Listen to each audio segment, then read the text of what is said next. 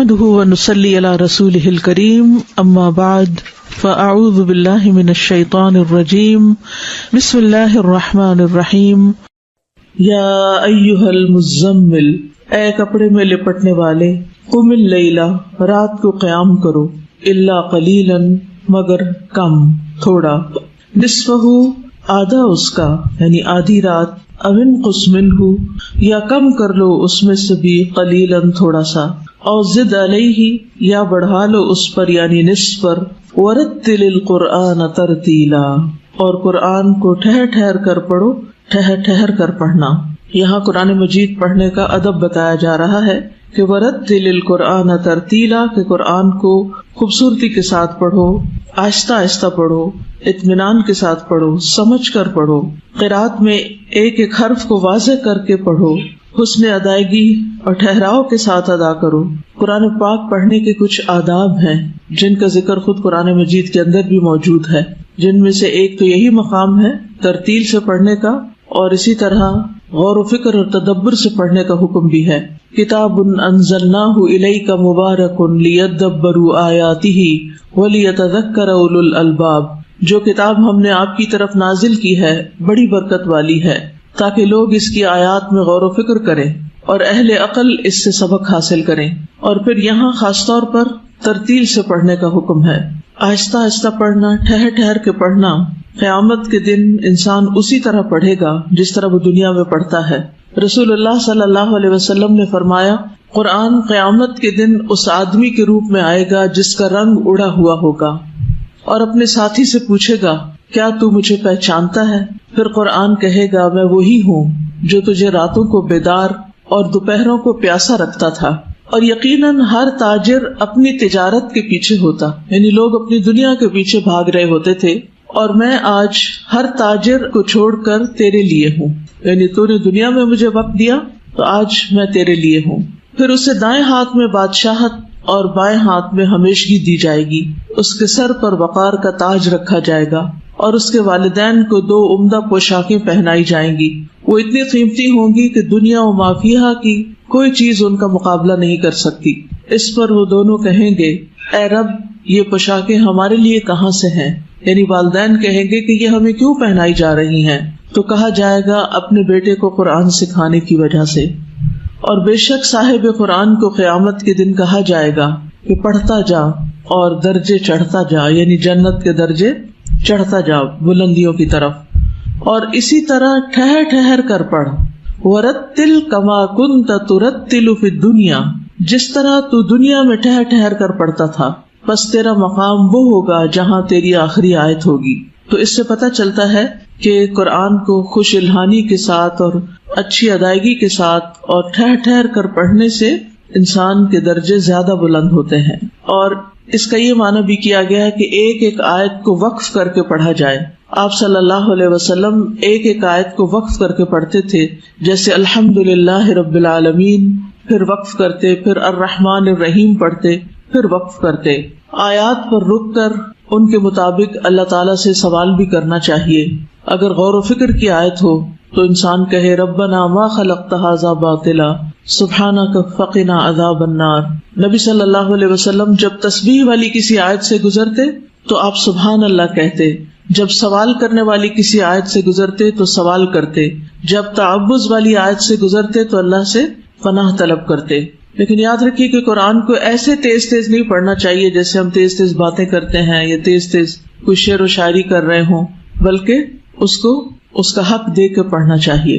انا سنلقی علیک قولا ثقیلا، بے شک عنقریب ہم ڈالنے والے ہیں آپ پر بھاری بوجھ۔ قولا ثقیلا، قولا ثقیلا سے مراد عمومی طور پر قرآن لیا گیا ہے، لیکن ثقیل ہونے کے 4 معنی بیان کیے گئے ہیں۔ نمبر 1، وحی کا ثقیل ہونا، وحی کا بوجھل ہونا۔ جب آپ صلی اللہ علیہ وسلم پر وحی نازل ہوتی تو یہ آپ کے لیے بہت بھاری ہوتی تھی، آپ ہل نہیں سکتے تھے، حرکت کرنے پر قادر نہیں ہوتے تھے، یہاں تک کہ وحی آپ سے دور ہو جاتی، یعنی وحی کی کیفیت ختم ہو جاتی۔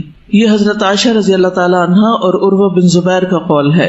دوسرا معنی ہے احکام پر عمل کرنا بھاری ہے، یعنی اس کے فرائض، اس کے احکام، اس کے حلال اور اس کے حرام پر عمل کرنا بھی ایک بھاری کام ہے، جیسے نماز ادا کرنا، وَإِنَّهَا لَكَبِيرَةٌ إِلَّا عَلَى الْخَاشِعِينَ، اسی طرح حج کرنا، عمرہ کرنا، روزے رکھنا، یہ سارے مشکل کام ہیں، نفس پر بھاری ہیں انسان کے. تو مراد اس سے ہے کہ ہم آپ پر بھاری کلام یعنی ایسے احکام نازل کرنے والے ہیں کہ جن پر عمل کرنا بھاری ہے.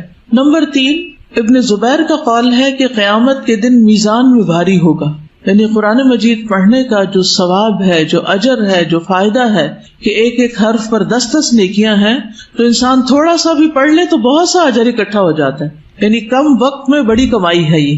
تو اس لیے قرآن کی تلاوت اور قرآن کے سمجھنے اور اس کے ساتھ وقت گزارنے سے کیا فائدہ ہوگا کہ قیامت کے دن اعمال نامہ بھاری ہو جائے گا. اور چوتھا معنی معزز ہے، ثقیل بمعنی کریم. سدی کہتے ہیں کہ عربوں میں کہا جاتا ہے فلان ثقیل علیہ، کہ فلاں مجھ پر ثقیل ہے، یعنی مجھ پر معزز ہے، یعنی فلاں میرے لیے بہت بڑا ہے. پھر اسی طرح مضبوط ہونے کے معنوں میں بھی ثقیل بمعنی ثابت، کیونکہ بھاری چیز جو ہوتی ہے وہ اپنی جگہ پر مضبوطی سے جمی ہوئی ہوتی ہے. تو قرآن مجید بھی ایک مضبوط کلام ہے، مضبوط جمع ہوا معجز کلام ہے، جس کا معجز ہونا، عاجز کرنے والا ہونا کبھی بھی ختم نہیں ہوگا. یعنی قرآن کسی سے مغلوب ہونے والا نہیں، سب پر غالب ہونے والا ہے، مضبوط کلام ہے. اور جہاں تک اس بات کا تعلق ہے کہ نبی صلی اللہ علیہ وسلم پر وحی کا بوجھ ہوتا تھا، تو اس کے بارے میں متعدد احادیث ہیں. عبادہ بن صامت کہتے ہیں کہ جب نبی صلی اللہ علیہ وسلم پر وحی نازل ہوتی تو آپ کو سخت تکلیف ہوتی اور آپ کے چہرے پر اس کے آثار نظر آتے. مشقت کی وجہ سے پیشانی سے پسینے کے قطرے ٹپکنے لگتے، خواہ سردیوں کا موسم ہی کیوں نہ ہوتا. پورے جسم پر وحی کا بوجھ ہوتا. زید بن ثابت کہتے ہیں کہ میں رسول اللہ صلی اللہ علیہ وسلم کے لیے وحی لکھتا تھا. جب آپ پر وحی نازل ہوتی تو آپ کو سخت کپکپی اور بہت زیادہ پسینہ لاحق ہو جاتا جو موتیوں کی طرح ہوتا. پھر آپ کی یہ حالت دور ہو جاتی تو میں کھجور کی بغیر پتوں کے چوڑی شاخ لے کر آتا، آپ مجھے لکھواتے اور میں لکھتا جاتا. میں فارغ نہ ہوتا حتیٰ کہ قریب تھا کہ ثقل قرآن سے میری ٹانگ ٹوٹ جاتی، یعنی قرآن کے بوجھ سے. اور اس میں خاص طور پر ایک خاص موقع پر نبی صلی اللہ علیہ وسلم نے زید بن ثابت کو ایک آیت لکھوائی، لا يستوی القاعدون من المؤمنین والمجاہدون فی سبیل اللہ، کہ مومنوں میں سے بیٹھنے والے اور جہاد کرنے والے برابر نہیں ہوتے. کہتے کہ آپ مجھے یہ لکھوا رہے تھے کہ اتنے میں ابن ام مکتوم داخل ہوئے. انہوں نے عرض کیا، اے اللہ کے رسول صلی اللہ علیہ وسلم، اگر مجھے جہاد کی طاقت ہوتی تو میں ضرور جہاد کرتا، اور وہ نابینا تھے. وہ کہتے ہیں کہ جب آپ لکھوا رہے تھے تو آپ کی یہ ٹانگ جو تھی میری ران کے اوپر تھی، کہ اسی حالت میں اللہ تعالیٰ نے اپنے رسول پر وحی نازل فرمائی اور میری ران پہ اتنا بوجھ اور وزن پڑا کہ مجھے ڈر محسوس ہوا کہ کہیں وہ ٹوٹ نہ جائے. یہ وزن آپ سے کم ہوا تو اللہ تعالیٰ نے صرف یہ الفاظ نازل کیے، غیر اولی الضرر. سوچئے، غیر اولی الضرر کا جو اضافہ کیا گیا اس میں، اس کی وجہ سے اتنا بوجھ آپ پر پڑا. آپ میں سے کبھی کسی کو سردی لگ کے بخار چڑھا؟ کس کو؟ سبھی کو ایکسپیرینس ہے. آپ نے دیکھا ہوگا کہ اس وقت کپ کپی جب طاری ہوتی ہے، یعنی کہ وہ جو شیورنگ ہوتی ہے، وہ شیورنگ آپ کے جسم کو توڑ دیتی، کمر توڑ بخار ہوتا ہے، وہ اتنا شدید ہوتا ہے اور ایسا لگتا ہے جیسے آپ پر کوئی وزن پڑ رہا ہو. یہ تو کچھ بھی نہیں اس کے مقابلے میں جو وحی کی کپ کپی اور وحی کی پھر اس شدت کی وجہ سے آپ کا پسینہ نکلنا اور پھر اس کا بوجھ پڑنا آپ پر. اور اگر اس وقت کسی اور کے اوپر وہ آپ کا جسم کا کچھ حصہ ہوتا تو وہ دوسرا شخص بھی اس بوجھ تلے دب جاتا. جیسے اونٹنی کے اوپر ایک دفعہ آپ تھے اور وہی نازل ہونا شروع ہوئی تو اونٹنی بیٹھنے لگ گئی، یعنی کھڑے کھڑے اس کی ٹانگیں نیچے مڑنے توڑنے لگ گئی اور جیسے وہ زمین کے ساتھ لگنے لگی. اتنا بوجھ تھا اس اونٹنی پر، چرچرانے لگی. یعنی وہ جانور جس پر آپ سوار ہوتے اور وہی آتی تو وہ گردن زمین پہ ڈال دیتا. اسماء بنت یزید کہتی ہے کہ جس وقت آپ پر سورۃ المائدہ نازل ہوئی تو رسول اللہ صلی اللہ علیہ وسلم کی اونٹنی عزبہ کی لگام میں نے پکڑی ہوئی تھی، حضرت اسماء بنت یزید نے، اور وہی کے بوجھ سے ایسے محسوس ہو رہا تھا کہ اونٹنی کا بازو ٹوٹ جائے گا. یعنی اتنی زیادہ اس کے اوپر بوجھ کی کیفیت تھی، اتنا پریشر آ گیا تھا. تو وحی کا نزول جو ہے یہ ایک بہت مشقت آمیز کام تھا.